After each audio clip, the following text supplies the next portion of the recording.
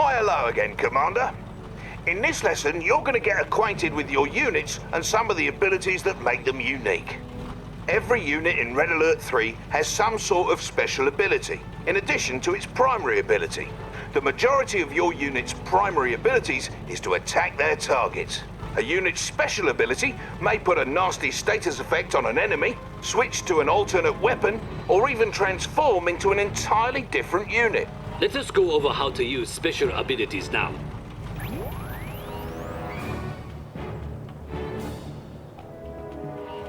Select that allied cryocopter, if you please. The cryocopter's special ability is the Shrink Beam. With the cryocopter selected, left-click on its special ability button in the bottom right of your screen, or press the F key. Notice that the Shrink Beam is a targeted special ability, which means you have to left-click on a target to use it. Other types of special abilities take effect as soon as you press the ability button. Now then, use the Shrink Beam on my good friend the Soviet Hammer tank. Wait, what? No way, not me again! It's right. After all we've been through. As stated earlier, not all special abilities need to be targeted like the cryocopter's Shrink Beam. Some abilities cause units to switch weapon modes. Blimey, that tank looks like he's lost control, and all you've got is an allied hydrofoil. Its primary weapon is an anti-air cannon that won't do you any good here. However, if you use its special ability, it'll switch from its gun to the weapon jammer. Good, select the hydrofoil now and ready the weapon jammer by left-clicking on its special ability button or hitting the F key. Proper. Now, have your hydrofoil fire on that Soviet apocalypse tank on the shore. Put your gun. So much for that tea party. As you can see, the apocalypse tank can no longer fire. Not so scary now, is he? So remember, even the toughest enemy units may be vulnerable to your lesser units' special abilities. Learn them all and never give up. If you're finished with your motivational speech, perhaps we can continue? Commander, let's go over a unit whose special ability is to transform. One basic example is the MCV, though let us take a look at a more exciting case in one of the Empire of the Rising Sun's versatile Mecha Tengu units. The Mecha Tengu is an amphibious, hovering anti-infantry unit that can transform into the Jet Tengu, a flying air superiority fighter. Not only does the transform ability affect how it navigates the battlefield, it also means the unit changes from having anti-ground weapons to anti-air weapons. Select the Mecha Tengu and use its special ability. Tengu, go! Impressive, no? Now, order your Jet Tengu to destroy that miserable cryocopter. Oh, and don't worry, it is merely a training robot carefully disguised to look like a real vehicle. No robots are going to get past you, Commander. You should know there are some units at your disposal whose primary ability either isn't a weapon at all, or will change depending on what you tell it to attack.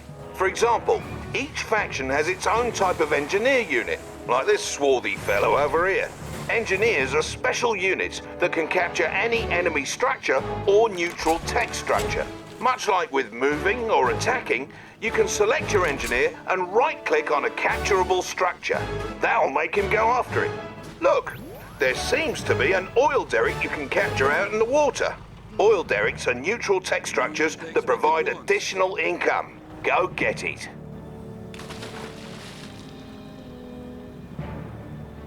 Off he goes. Note that engineers are amphibious, so they automatically switch to a keen aquatic form when they get to water. Not all units are amphibious, of course. Notice you can issue capture commands into the fog of war, assuming the structure is still there when you get to it. Hey, where did that engineer go anyway? Ow! He went into the structure, you fool, and there he shall remain forever, for that is the way of the engineer. You may have noticed that when you highlighted that enemy structure with your engineer selected, your cursor changed to a garrison cursor. That garrison cursor indicates a structure you can enter. Your basic infantry can't garrison enemy structures or neutral tech structures like the engineer can, but they can garrison civilian structures such as hotels and houses. Fear not. for civilians have long since abandoned such structures once they heard we were coming. When infantry garrison these structures, they receive extra protection, as the building they're in will take damage instead of the units themselves, should they come under fire. Garrisoning your units into civilian structures is a good tactic, both from an offensive and a defensive perspective. It helps to secure locations, force enemies to take an alternate path, or give your units more cover near to your base should the enemy send a force to destroy you. Now garrison that nearby structure by issuing a move order onto it whilst having some peacekeepers selected. Good, they're in. And here comes trouble.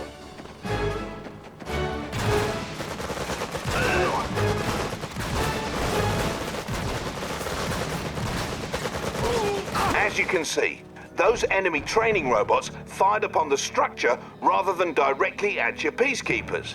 Watch out though, because each faction has ways of clearing out garrison structures.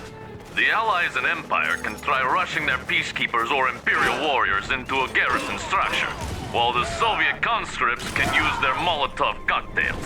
Of course, you could just blow the structures up if you cannot be bothered by such details.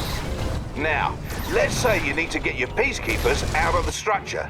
Just select the structure and use the evacuate command, just like using a special ability on a unit. Do this now. Right here. On point. Scanning perimeter. Some of your units can also be garrisoned by your infantry. The multi-gunner IFV is a unique allied vehicle whose weapon takes on the characteristics of whichever infantry unit hops inside. Order one of your peacekeepers into that IFV and watch what happens. If I may, normally the IFV's weapon works best against aircraft, but once you garrisoned your peacekeeper into it, it changed into an anti-infantry weapon.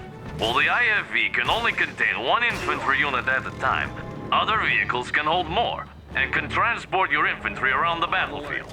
For example, the Riptide ACV is admittedly a good transport for getting infantry quickly and safely from one point to another, although infantry cannot fire out of it.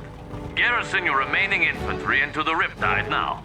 Now that they're garrisoned, let's move your Riptide across this lake and over to the shore on the other side. Look for the marker on the radar. We're out. Gotcha. Let's pull it up. Riptides are a special type of unit in that they're amphibious, meaning they can traverse both land and water. As my comrade said, not all units are amphibious, so it's good to make note of the ones that are. Some units behave differently on land and water. For instance, when your Riptide is on water, its torpedo tubes open to give it additional firepower. Now that you've made it to the other side, let's get those peacekeepers out. All transports have the not-so-special ability to evacuate their passengers. Use the evacuate ability now. Got it, sir.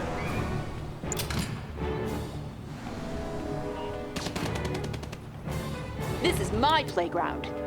Finally, let us discuss contextual attacks. A contextual attack is what you get when your cursor changes to something other than a normal attack cursor. Depending on the type of allied commander who you order her to attack enemy infantry, such as these lifelike robots, your cursor will be that of a normal attack cursor. Nope. However, when you highlight an enemy vehicle or structure, you get a demolition cursor.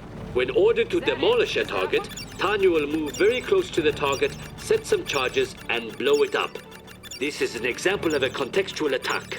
Go ahead and dispose of those forces using the commando. No problem. Cha-ching! You got it.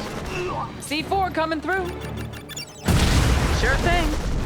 Good night.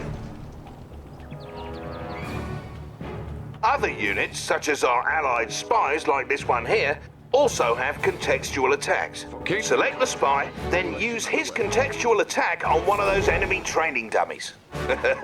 Now who's the dummy, am I right? As you can see, the spy's primary ability is to disguise himself as the enemy. Alternatively, if you highlight an enemy structure, you can try to infiltrate it to disrupt the enemy's base. Infiltration has different effects depending on which type of structure is infiltrated. Experiment with all the possibilities. Incidentally, the Empire of the Rising Sun Shinobi unit may also infiltrate structures. Only the tactless Soviets lack an infiltrator. Oh! But why? Come on, lads, we have to get through this. Commander, that's the end of this lesson. See you in the next one.